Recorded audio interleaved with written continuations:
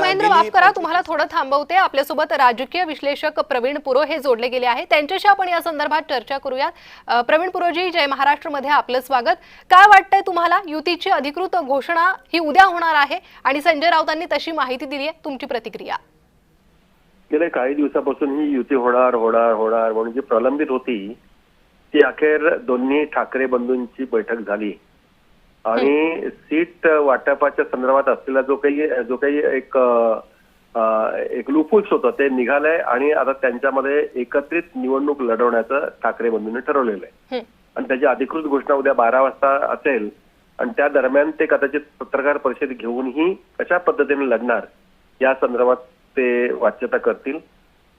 एकूणच ह्या दोन्ही ठाकरे बंधूंच्या एकत्रित येण्यामुळे म्हणजे शिवसेना उद्धव ठाकरे आणि मनसे एकत्रित येण्यामुळे सरासरी मुंबईतल्या मतांचा जो टक्का जो आहे 2022 मधला तो आपण जर लक्षात घेतला 2017 मधला त्यापूर्वीचाही तो आपण जर लक्षात घेतला तर दोन्ही पक्षांना मिळालेली मतं जी आहेत ती सरासरी 37% इतकी होती.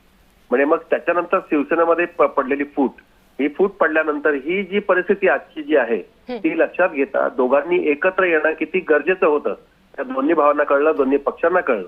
हे दोन्ही जण एकत्र नसतील तर मुंबईमध्ये आपल्याला हातपाय पसरणं किंवा जी आपली ताकद दाखवून देणं ते शक्य नाही, त्यांना कळून चुकलं होतं आणि त्यामुळे कुठल्याही परिस्थितीमध्ये हा एक संघरित्या आपण निवडणूक लढवावी असं त्यांचा प्रयत्न जो आहे तो आता अंतिम स्तरावर जातोय. एक त्यांचा प्रयत्न होता की काँग्रेसनेही आपल्या बरोबर यायला पाहिजे की जेणेकरून काँग्रेसची 17% इतकी मतं मुंबईतली आहेत. त्यांचे जे 31 नगरसेवक निवडून आले होते त्यांची सरासरी 17% इतकी मतं 17च्या निवडणुकीला त्यांना मिळाली होती. तीही जर मतं जर आता जर ह्या युतीबरोबर मिळाली असती म्हणजे शिवसेना आणि मनसे बरोबर आली असती तर एक वेगळी ताकद या तिन्ही पक्षांची झाली असते म्हणजे महाविकास आघाडी ज्याला आपण म्हणतो त्याची दिसून आली असती. पण या घडीला आतापर्यंत काँग्रेसने त्यांना होकार कळवलेला नाही. उलट काँग्रेसने स्वतःहून जाहीर केलंय की आम्ही स्वबळावर निवडणूक लढणार. या परिस्थितीमध्ये हे दोन ठाकरे बंधू एकत्रित आल्यामुळे एक त्यांची ताकद जी आहे दोघांची ताकद वाढल्याचं एक चित्र मुंबईमध्ये दिसू शकतं. अगदी प्रवीण सर, जसं याआधीही महायुतीच्या प्रतिक्रिया या युती संदर्भात आपण ऐकलेल्या आहे, काही फरक पडत नाही, फारसा मोठा काही फरक पडणार नाही दोन्ही ठाकरे एकत्र आले तर, अशी प्रतिक्रिया त्यांची समोर येते.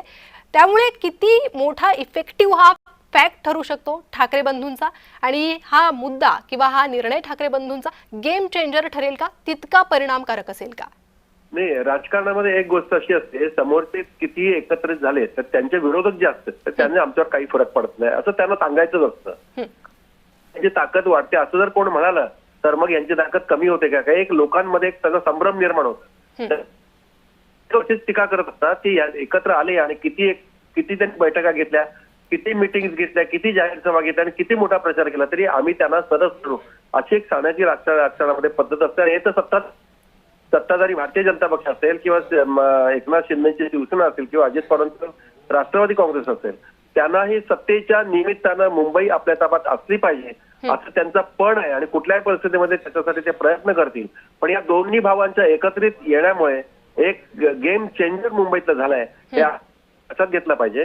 आणि प्रामुख्याने मराठा पक्षाला विरोध करणारी जी मतं जी आहेत ती अगदी तुम्हाला सांगायचं तर मुंबईमध्ये मुस्लिम मतदार जे आहेत ते गेल्या काही काळापासून म्हणजे वातावरण जे राजकारणाचं आपल्या महाराष्ट्रामध्ये आणि देशभरात निर्माण झालं तेव्हापासून हे मुस्लिम वोटर मुंबईतले ते आहेत ते शिवसेनेकडे आणि चर्चित झाल्याचा हा तो गेम चेंजर म्हणून आपल्याला मुंबईमध्ये त्याच्याकडे पाहावं लागेल.